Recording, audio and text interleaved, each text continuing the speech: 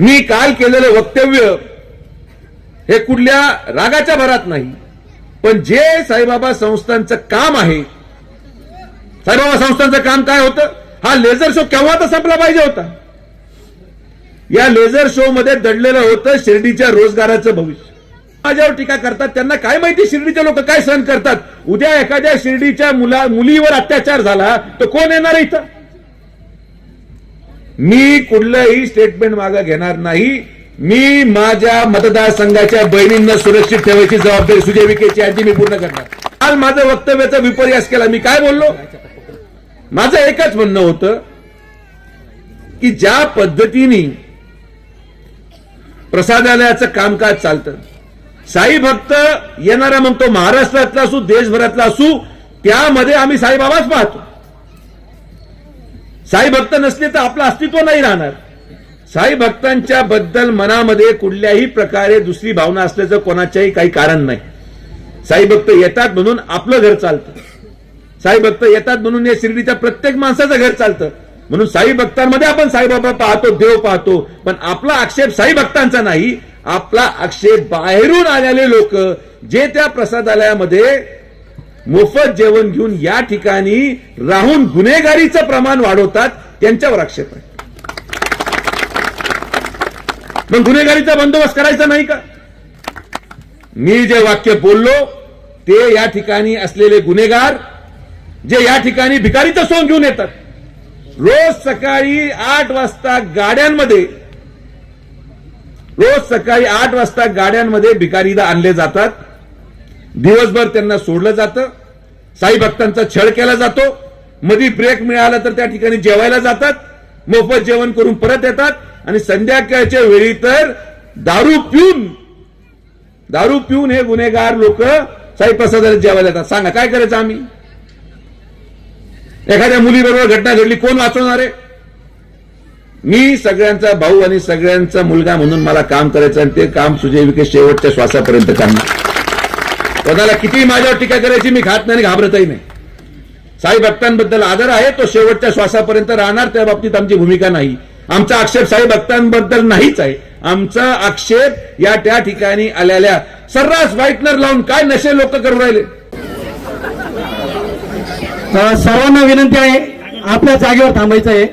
काल दादांनी जे वक्तव्य केलेलं आहे त्याला आपण सर्वांनी जोरदार हातवरती करून समर्थन द्यायचं आहे. डॉक्टर सुजयदादा विखे पाटलांचा, माननीय नामदार राधाकृष्ण विखे पाटलांचा. दादा, शिर्डी तुमच्या सोबत आहे, पुढेही राहील आणि अगोदर पण होती. गायके पाटील परिवारातर्फे आपलं खूप खूप स्वागत. आणि विखे पाटील परिवाराचा एक सदस्य आपल्या सगळ्यांच्या आशीर्वादाने 8व्यांदा म्हणजे 35 वर्ष आपण आमच्या परिवाराला या मतदारसंघाचं प्रतिनिधित्व करण्याची संधी दिली. त्याबद्दल विखे पाटील परिवाराच्या वतीने समस्त ग्रामस्थांचे मनापासून आभार व्यक्त करतो. एक फार मोठा प्रवास आहे.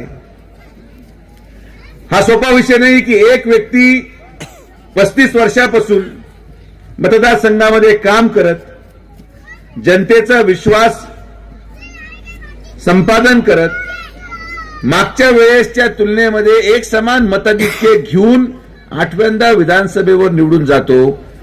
ही सगळे चमत्कार समोर बसलेल्या आमच्या माता भगिनींचं, सर्व ज्येष्ठ कार्यकर्त्यांचं आणि ज्यांना आपल्या मुलांचं भवितव्य उज्ज्वल करायचं आहे असा विचार घेऊन ज्यांनी मतदान टाकलं, या मतदानाची परतफेड तुमच्या मुलांचं भविष्य उज्ज्वल केल्याशिवाय मी थांबणार नाही. हा शब्द सुजय विखे तुम्हाला.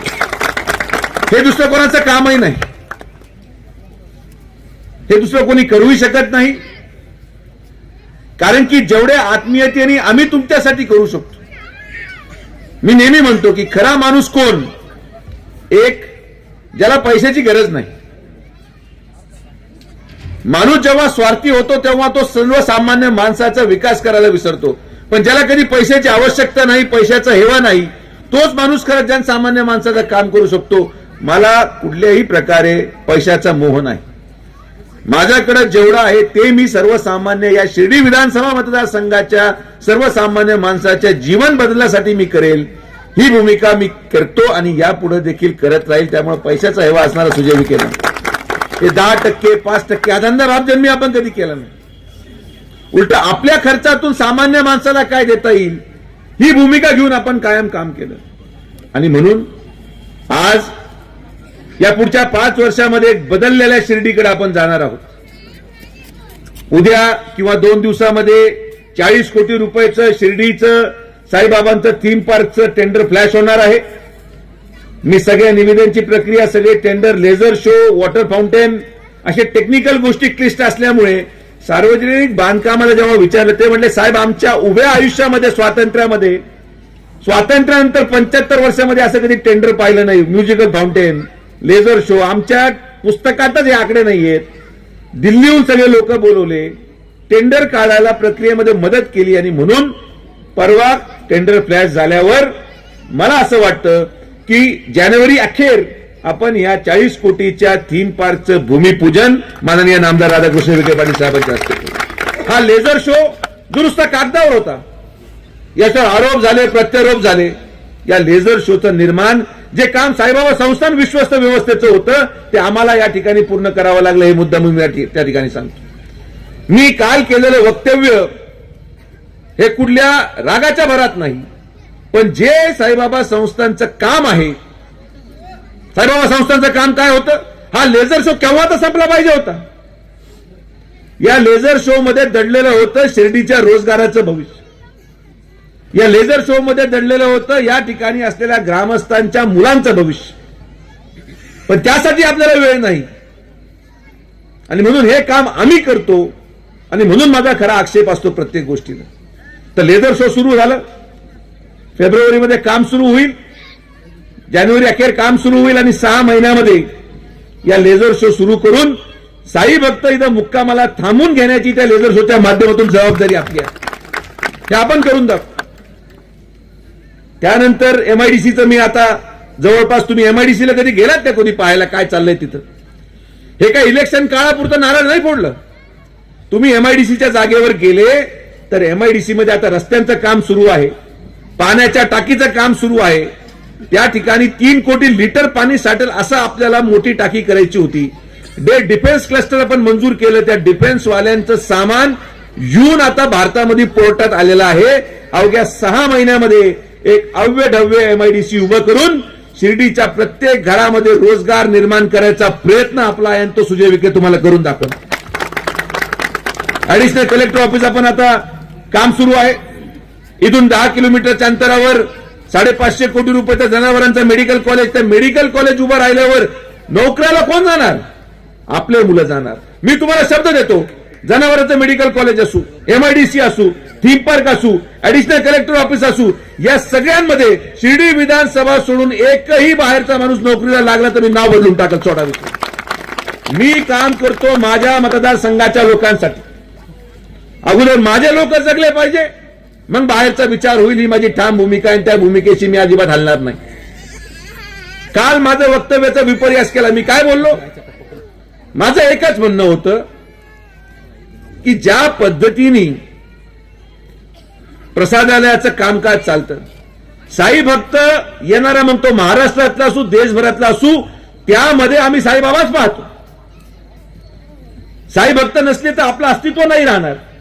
साई भक्तांच्या बद्दल मनामध्ये कुठल्याही प्रकारे दुसरी भावना असल्याचं कोणाच्याही काही कारण नाही. साई भक्त येतात म्हणून आपलं घर चालतं. साई भक्त येतात म्हणून या शिर्डीच्या प्रत्येक माणसाचं घर चालतं. म्हणून साई भक्तांमध्ये आपण साईबाबा पाहतो, देव पाहतो. पण आपला आक्षेप साई भक्तांचा नाही, आपला आक्षेप बाहेरून आलेले लोक जे त्या प्रसादालयामध्ये मोफत जेवण घेऊन या ठिकाणी राहून गुन्हेगारीचं प्रमाण वाढवतात त्यांच्यावर आक्षेप आहे. मग गुन्हेगारीचा बंदोबस्त करायचा नाही का? जे लोक बाहेरून आज माझ्यावर टीका करतात त्यांना काय माहिती शिर्डीचे लोक काय सहन करतात. उद्या एखाद्या शिर्डीच्या मुलीवर अत्याचार झाला तर कोण येणार इथं? मी कुठलंही स्टेटमेंट मागे घेणार नाही. मी माझ्या मतदारसंघाच्या बहिणींना सुरक्षित ठेवायची जबाबदारी सुजय विखेची आहे, ती मी पूर्ण करणार. मी जे वाक्य बोललो ते या ठिकाणी असलेले गुन्हेगार जे या ठिकाणी भिकारीचं सोंग घेऊन येतात, रोज सकाळी 8 वाजता गाड्यांमध्ये भिकारीला आणले जातात. दिवसभर त्यांना सोडलं जातं. साई भक्तांचा छळ केला जातो.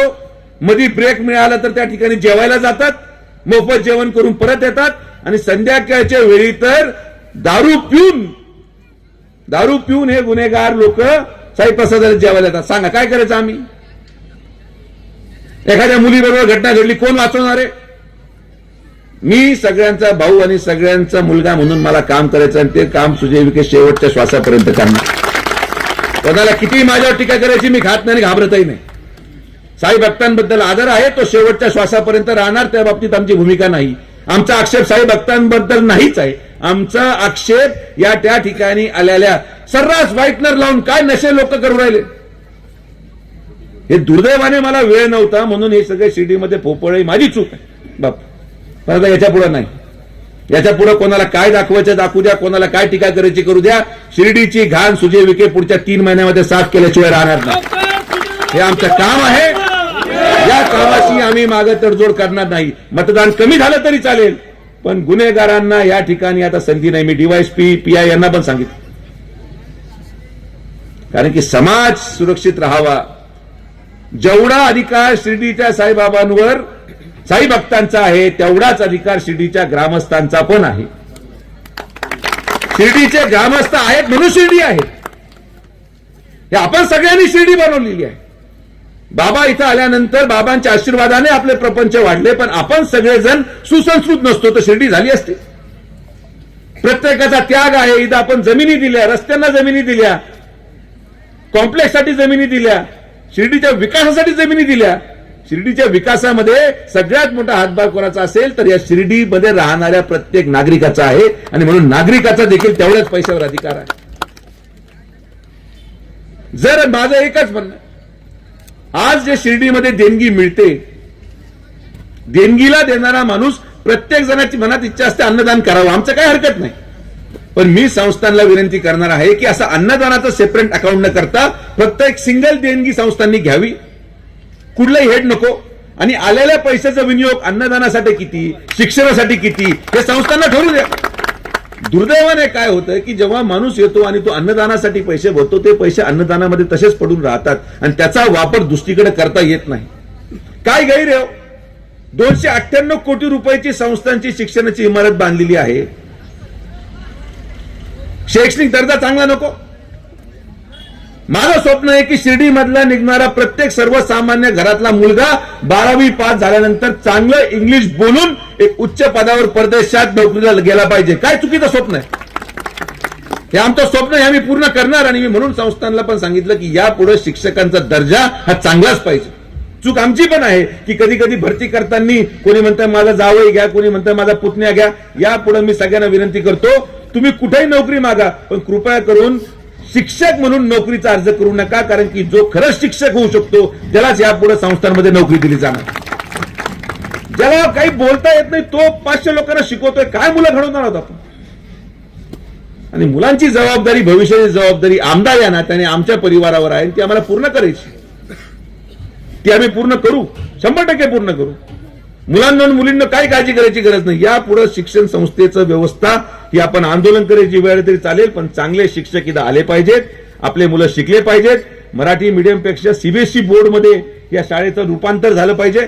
माझं स्वप्न आहे शिर्डीची अर्थव्यवस्था बदलायची असेल तर मी संस्थांना काय म्हटलो की तुम्ही पैसे सगळे एका अकाउंटमध्ये घेऊन आम्ही महसूल मंत्री म्हणून साईबाबा संस्थांना 20 एकर जागा, 40 कोटीची जागा मोफत देऊ शकतो. तर त्या अटीवर स्पष्ट लिहिलेलं आहे की 2 वर्षाच्या आत त्या जागेवर 100 कोटी रुपयाचं क्रिकेट स्टेडियम संस्थांनी उभारावं. काय चुकीचं आहे याच्यामध्ये? एक क्रिकेट स्टेडियम. आपल्याकडे काय नाहीये, विमानतळ आहे. विमानतळाला आता 500 कोटी रुपये दिले, त्याचं काम सुरू आहे. 500 कोटी रुपयाचं विमानतळ, नाईट लँडिंग, 5 स्टार हॉटेल आता 3-4 सिटीमध्ये येणार आहेत. MIDC आलेली आहे, रेल्वे स्टेशन आहे. माझं स्वप्न आहे की 5 वर्षामध्ये हे स्टेडियम उभं करून एक तरी IPLचा सामना आपल्या शिर्डीमध्ये व्हावा, हे स्वप्न आपण पाहतो. आणि हे स्वप्न आपल्याला साकार करायचंय. हे जाऊ दे, गटर येऊन तुंबले आणि हे झालं, पाईप इकडे गेलं, पाणी घरात आलं नाही, नळाला ते आणू आपण. ती आपली जबाबदारी ती आणणारच आहोत, पण आपण विचार कुठे केला पाहिजे. मी तुम्हाला सांगतो, एक स्टेडियम झालं ना, एक स्टेडियम, तुम्ही घरी बसून तुमच्या घरात एवढा पैसा येईल तुमच्या उद्योगाच्या माध्यमातून की तुम्हाला आयुष्यभर काही करायची गरज पडणार नाही. आणि मग ही जबाबदारी देखील संस्थांचीच आहे की या ठिकाणी शिर्डीमध्ये राहणाऱ्या लोकांना उपजीविकेचं साधन निर्माण करून देणे, व्यवसाय निर्माण करून देणे, ही जबाबदारी संस्था नाकारून चालणार नाही. अनेक प्रश्न आपल्या पुढे आहेत, पण हे प्रश्न सोडवत असताना मी परत एकदा आवर्जून सांगतो की कालचं माझं स्टेटमेंट हे साई भक्तांबद्दल नव्हतं. मी या ठिकाणी केलेलं वक्तव्य हे गुन्हेगारांसंदर्भात होतं, गुन्हेगारी वाढल्या संदर्भात होतं आणि हे थांबलं पाहिजे. अनेक लोक मला सल्ले देतात, तुमच्या संस्थेत का शिकवत नाही. यांना हे माहीतच नाही की जेव्हा मराठा आरक्षणाचा वाद पेटला तेव्हा एकमेव विखे पाटील कुटुंब होतं ज्यांनी सर्व मराठा समाजाच्या मुलांना मोफत शिक्षण द्यायचा निर्णय घेतला. तेव्हा कोणी पत्र लिहिलं नाही आम्हाला की फार चांगलं काम केलं. आज सगळे आले इथं आम्हाला सांगायला की काय केलं पाहिजे. शिर्डीमध्ये काय करायचं आम्हाला सांगू नका. 35 वर्ष आम्ही इथं आहोत. यावेळेस पण 70,000 आम्ही निवडून आलो. इथल्या जनतेला माहिती आहे की विखे पाटील जो निर्णय घेतील तो आमच्या मुलांसाठी आहे. त्यामुळे मला कोणाच्या सर्टिफिकेटची गरज नाही. आमचा घेतलेला प्रत्येक निर्णय, आमच्या तोंडातून निघणारा प्रत्येक शब्द हा या शिर्डी विधानसभेच्या सर्वसामान्य युवक आणि युवतींसाठी आहे आणि त्यांचं भविष्य घडवण्यासाठी आहे. हा विश्वास या तालुक्याच्या जनतेला आहे. त्यामुळे जनतेला काही घाबरायचं कारण नाही आणि मी त्यामुळे घाबरत पण नाही. एवढा पारा म्हणजे मी बोललो काय, म्हणजे इतका छोटा विषय होता. ते पण मला कमलाकर मागे बसला होता. मी कमलाकर म्हटलं 10,000 भिकारी बोला, 10,000 भिकारी बोला. मी म्हटलं बोला आता.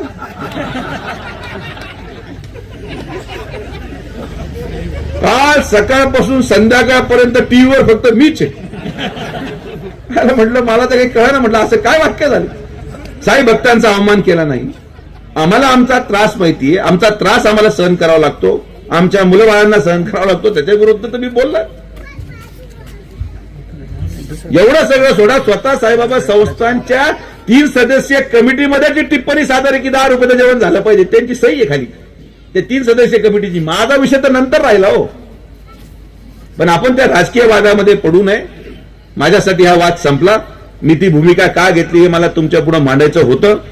मी या पुढच्या 5 वर्षामध्ये अतिशय उत्कृष्ट काम करून दाखवेल आणि मला आता वेळ पण आहे. मला काय फार कुठं जायचं अशातला काय भाग नाही. मी तुमच्यामध्ये जसा शब्द दिला तसा आज मी गायकी वस्तीवर आलो. अजून आपण इतर ठिकाणी जाऊन प्रश्न समजून घेऊ. तुम्ही वेळ द्या फक्त या प्रक्रियेला. थीम पार्क उभा राहायला, MIDC उभी राहायला, जनावरांचं हॉस्पिटल मेडिकल कॉलेज उभं राहायला एक साधारण 1-1.5 वर्षाचा प्रवास आहे. 1.5 वर्ष माझ्यासाठी थोडंसं सहन करा. बेरोजगारीचा प्रश्न सहन करा. 1.5 वर्षानंतर हळूहळू शिर्डीमध्ये परिवर्तन व्हायला सुरू होईल. MIDC मध्ये उद्योग आल्यावर आपाप हॉटेल चालतील. दुसरं कुठं हॉटेल आहे तुम्हाला विश्वास बसणार नाही. MIDC मध्ये जेवढ्या प्लॉटची मागणी येते, आम्ही उद्योग मंत्र्यांना सांगितलं एकही प्लॉट हॉटेलसाठी द्यायचा नाही. आमच्याकडे हॉटेल भरपूर आहेत. त्यामुळे पूर्ण 500 एकराच्या MIDC मध्ये एक पण हॉटेल आपण येऊ दिलं नाही. कारण की शिर्डीचे हॉटेल चालले पाहिजेत हा उद्देश देखील आपण ठेवला. एवढा विचार कोणी करत नाही हो. निस्वार्थपणे प्रेम केलं लोकांनी, निस्वार्थ भावनेने लोकांसाठी काम करायचंय. बाबांची आशीर्वाद असला आणि बाबांची इच्छा असली तर निश्चित मला व्यक्तिगत आवडेल. जर मला आदरणीय मुख्यमंत्री महोदयांनी संस्थांवर काम करायची संधी जर दिली तर मी एक अभूतपूर्व परिवर्तन या शिर्डीमध्ये करून दाखवलं. अभूतपूर्व परिवर्तन. पण संधी जसं सांगितलं वेळे अगोदरही कोणाला मिळत नाही, नशिबापेक्षा जास्त कोणाला मिळत नाही. तर आपण काय फार जास्त घाईत नाही आहोत. निवांत चालू. हळूहळू हळूहळू जशी प्रक्रिया होईल तशी होत राहणार आहे आणि सगळ्यांना विश्वस्त करू टप्प्याटप्प्याने. काळजी करू नका. जसं तुम्ही दर वर्षाला सोसायटीचे चेअरमन बदलतात दर 6 महिन्याला, तसं आपण 6 महिन्याला विश्वस्त बदलायचा काही ठराव होतो का पाहा. आपण मुख्यमंत्री महोदयांना विचारू. आठवड्याला एक विश्वस्त करता आलं तेही पाहू. या ज्ञानेश्वर या. तर आनंदात राहा. अजिबात काय फार विचार करू नका. टीव्हीवर काय चालतं आणि काय माझ्याबद्दल बोललं जात आहे मी काय उत्तर देतोय काही नाही. तुम्हाला मी ओळखतो, मी तुम्हाला ओळखतो. विषय संपला. आपल्याला काय करायचं, बाहेर काय चाललंय आमचं चालू तर जुगलबंदी चालत राहील आयुष्यभर. पण मला आनंद वाटतो की माझ्यासारख्या सामान्य माणसाची दखल पूर्ण महाराष्ट्राने घेतली. बाबा बाबा बाबा बाबा पूर्ण महाराष्ट्राने. कोणी म्हणतो तुमच्या संस्थेला काय शिकवत नाही, कोणी म्हणतो इकडंच काय. अरे बाबा संस्थे या तर खरी तुम्ही इथं, तिकडून काय सगळं शहाणपणा शिकू राहील. आम्ही काय केलं इथं, प्रवरा कशी उभी राहिली. जर प्रवरा ग्रामीण शिक्षण संस्था उभी राहिली नसती तर आज महाराष्ट्राचा एकही बहुजन समाजाचा माणूस डॉक्टर आणि इंजिनियर झाला नसता. हे प्रवरेचं योगदान आहे या महाराष्ट्रासाठी. पण हे त्याच्यानंतर जन्मले दुर्दैवाने बरेचसे लोक बोलणारे की प्रवरेने काय योगदान दिलं या महाराष्ट्रासाठी, की पार महाराष्ट्र राज्याचा मुख्य सचिव करीर साहेब सुद्धा प्रवरा पब्लिक स्कूलचा विद्यार्थी राहिला. हे आपण कबूल. सर्वसामान्य बहुजन समाजाचे मुलं IAS IPS झाले. किती IAS IPS प्रवरेतून शिकले, किती लोक उद्योग प्रवरेतून शिकून मध्ये विधान बसलेले किती प्रवरेतून शिकले. त्यामुळे आम्हाला काही कोणाची सर्टिफिकेटची गरज नाही. आमच्या परिवाराचं योगदान काय, आमच्या शिक्षण संस्थेचं योगदान काय, हे मला कोणाची सर्टिफिकेटची आवश्यकता नाही. माझं सर्टिफिकेट हे सर्वसामान्य गोरगरिबांनी मतदानात दिलेला कौल की 8व्यांदा 70,000चं मताधिक्य घेऊन माननीय नामदार राधाकृष्ण विखे पाटील साहेब या ठिकाणी मंत्री झाले. तर या मंत्रिपदाचा उपयोग आपल्याला खातं मिळालं जलसंपदा. मी तुम्हाला विश्वास देतो की आपण जे गोदावरी कालव्याचं काम आता सुरू केलेलं आहे, आपण जे गोदावरी कालव्यांच्या चारीचं काम पुढचं मंजूर करणार आहोत 2 महिन्यामध्ये, की 5 वर्षामध्ये या खात्याचा वापर करत आपण त्या पाण्याची व्यवस्था अशी करू की भविष्यामध्ये कधीही कुठेही काही झालं पण राहत्या तालुक्यामध्ये दुष्काळ पडणार नाही. हा शब्द सुजय विखे पाटलांनी तुम्हाला आहे. हे पण काम आपल्याला करायचंय. महसूल मिळाला, आपण सगळं काम संपवलं. आता जलसंपदा मिळालं, त्याचं काम सर्वसामान्य माणसासाठी करू. तर तुम्ही निश्चिंत राहा, तुम्ही निश्चिंत राहा. मला आभार मानायचे गायकींचे, आमच्या सर्व युवकांचे. त्यांनी असा डीजे मी पहिल्यांदा पाहिला की जो नेता यायच्या अगोदर वाजत होता, पण नेते आल्याला बंद पडला तो चालूच व्हायना. मला नंतर मी त्या गाडीच्या काचीतून बाहेर आलो होतो.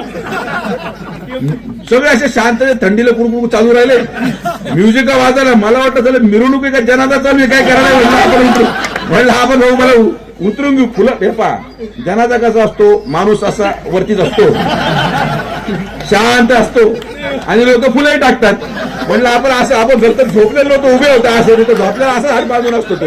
त्यामुळे याच्या पुढे चांगला डीजे ठेवा. मी यायपूर्वी नाचायला सुरू करू नका, मी आल्यावर नाचा. मी येण्यापूर्वी नाचत बसले सगळे.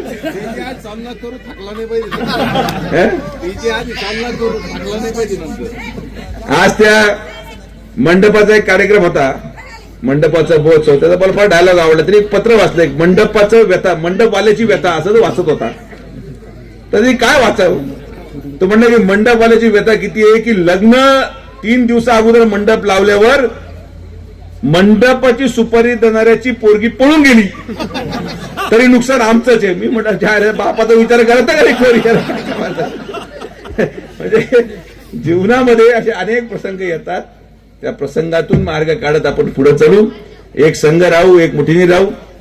मतदान येतं जातं काही ठीक आहे, काही ठिकाणी मतदान नाही पडलं, एवढं चांगलं काम करून नाही पडलं आणि विरोधकाला 8,000 मतं शिर्डी नगरपंचायतीमध्ये पडतात. ठीक आहे, वेगळे वेगळे कारण असू शकतात. मी काय कोणाला दोष देण्यामध्ये जास्त रस ठेवत नाही. अजून चांगला प्रयत्न करू की जे 8,000 मागच्या वेळेस 4,000 विरोधात गेले होते, यावेळेस 8,000 गेले, तर ते परत 3,000 कसे येतील विरोधातले मतं, यासाठी आपल्याला 5 वर्ष काम करायचंय. आणि मी जसं म्हटलो की मला तुम्ही सगळं सांगितलं, गद्दारी काय झाली, कोणी काय केलं, काय हा विषय सोडून द्या. मी कालच व्याख्यानमालेमध्ये सांगितलं की मी कधीच कोणाचा हिशोब अपूर्ण ठेवत नाही. हिशोब हा पूर्ण झाला पाहिजे, नाहीतर मग उधारी ठेवून छातीवर किती दिवस फिरायचं आपण. संगमनेरची उधारी होती ती मी मोकळी केली, पारनेरची उधारी होती ती मी मोकळी केली. तर आता मोठ्या मोठ्या उधाऱ्या सगळ्यात मोकळ्या केल्यात. आता या नगरपंचायतीच्या हद्दीमध्ये उधार होते किती छोटे, ते कोटी कोटीच्या होत्या. हे फक्त ते रेवड्यांच्या उधार आहेत, रेवड्यांच्या उधाऱ्या कधी मोकळ्या करेल त्यांना काजार सुद्धा मोकळे झाले म्हणून. आणि ही पण शक्यता आहे की ते रेवड्यावाले एखादं स्टेजवर पण असं असतं. हे पण तुम्हाला सांगतो बघा, समजू नका. माझ्या बरोबर लोक दिसले म्हणजे आमच्या यांना वाटतं बा मला येडत काढते, त्याला माहिती मी डोक्याचं वाटतं. आपण सगळ्यांनी ओळखू शकलो तर कोण ओळखलं. त्यामुळे बरं मी हे सांगितलं नाही बरं का, पहिल्या रांगेत दुसऱ्या रांगेत, त्यामुळे तुम्ही मागे पुढे पाहू नका, एकामेकाकडे पाहून राहिले. हे असेच आमचे सगळे खिलाडी एकामेकाकडे सगळे एकामेकाकडे पाहून राहिले. तर हे व्हिडिओ शूटिंग मला फक्त द्या, कारण की मी मागे पाहत होतो कोण कुठं पाहत होतं येतं मी शूटिंग कुठं काढून. म्हणजे ज्यांच्यावर मला शंका होती ते खरंच होते का हे पण त्या व्हिडिओ कोणी एकामेकाला पाहिलं, कोणी डोळा मारला, कोणी डोळे केले. हे सगळे जे शिर्डीच्या स्टेजवर बसले आहेत यांचं काम फक्त डोळ्यावर चालतं. डोळ्यावर खुना करून खुनवण्यातच चाललंय यांचा कार्यक्रम. तर जाऊ द्या, आनंदाचा दिवस आहे. आपण सर्व माता भगिनी एवढ्या मोठ्या संख्येने आलात. सरकार आणण्यामध्ये सगळ्यात मोठा वाटा आमच्या लाडक्या बहिणींचा राहिला आणि तुम्ही मतदान टाकलं म्हणून परत 1500 रुपये तुमच्या खात्यावर डिसेंबरचे आले. आणि आता 2100च्या बजेटमध्ये तरतूद आहे ते 2100च ठेवा, काय अडचण नाही. आणि ते तुमचे पैसे तुमच्याकडेच ठेवा. परत आपण कुठेतरी यात्रा काढणार आहोत, त्या यात्रेमध्ये मग खर्च करा. आपल्याकडे यात्रा बंद होत नाही, आपली तिजोरी कधीच बंद झाली नाही, आपली ओपन सिस्टम आहे. आणि यावेळेस पुरुषांचा पण आपण नंबर लो, महिला पण झाल्या, पण पुरुष वेगळ्या ठिकाणी, मुलं वेगळ्या ठिकाणी आणि महिला आमच्या माता भगिनी वेगळ्या ठिकाणी. सगळे एकत्र आले तर गोंधळ होईल. तर आपण सगळेजण आलात, सगळ्यांचे मनापासून आभार. असं निस्वार्थ प्रेम आशीर्वाद विखे पाटील परिवार कायम ठेवा. आजीवनपणे शेवटच्या श्वासापर्यंत या शिर्डी विधानसभेच्या सगळ्या लोकांचं आयुष्य अतिशय उत्कृष्ट व्हावं या दृष्टिकोनातून मी काम करत राहील. हा शब्द साहेबांना म्हणून तुम्हाला देतो. परत एकदा आपण सगळेजण आलात. जो कार्यक्रमाचं आयोजन आमच्या सगळ्या गायके परिवारातल्या युवकांनी केलं, अशोक असेल, पप्पू असेल, सगळ्यांनी मिळून त्यांच्या संघटनेच्या वतीने केलं, त्यांच्या मनापासून आभार. जय हिंद, जय महाराष्ट्र, जय श्रीराम. खुशखबर खुशखबर, विनायक डेव्हलपर्स यांचे मराठी पाऊल पडते पुढे. सबुरी पार्क मध्ये बुकिंग करा आपला प्लॉट. बस स्टॉप, शाळा, बँक अगदी 5 मिनिटांच्या अंतरावर. सबुरी पार्क साठी 20 फूट स्वतंत्र रोड. साई समाधी मंदिरापासून 10 मिनिटांच्या अंतरावर. प्लॉट पर्यंत पोहोचण्यासाठी 22 मीटर बायपास रस्ता. MSCB pole connection. 16 फूट अंतर्गत रस्ता व सर्व सोयी सुविधा. 2 मीटर अंतरावर वाचनालय. लहान मुलांसाठी भव्य गार्डन. रहिवाशांसाठी अनुकूल असा सुंदर परिसर. Zone yellow. ठिकाण कीज हॉटेलच्या बाजूला, साई श्रद्धा हाऊसिंग सोसायटी समोर, सबुरी पार्क, शिर्डी. तेव्हा त्वरा करा आणि आजच आपला प्लॉट बुक करा. आमचा संपर्क क्रमांक श्रीयुत विरेश चौधरी पाटील, मोबाईल क्रमांक 90 11 11 20 10.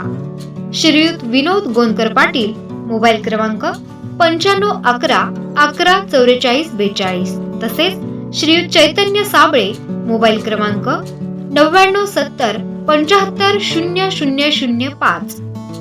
विखे पाटील आणि खासदार डॉक्टर सुजय विखे पाटील यांच्या मार्गदर्शनाखाली एअरपोर्ट रोड लगत शिर्डी हद्दीत साईच्या ग्रुपच्या माध्यमातून रामनगरीचा भव्य प्रोजेक्ट. वैशिष्ट्ये: शिर्डी एअरपोर्ट रोड लगत, बस स्टॉप, शाळा, बँक 5 मिनिटांच्या अंतरावर. ड्रेनेज व स्ट्रीट लाईट. प्लॉटमध्ये प्रशस्त श्री राम मंदिर.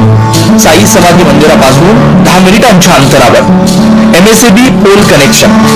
20 फुटी अंतर्गत रस्ता व दोन्ही कडेने सुशोभित झाडे. रहिवाशांसाठी अनुकूल. शिर्डी नांदुर्गी शिवरस्ता लगत, साई परिक्रमा मार्गालगत. प्लॉट लगत 18 मीटर प्रस्तावित रस्ता. तर त्वरा करा, आजच आपला प्लॉट बुक करा. बुकिंगसाठी संपर्क करा श्री गणेश तोरडकर 99 21 21 95 61. श्री शुभम वेणुनाथ गोंदकर 97 67 06 66 85.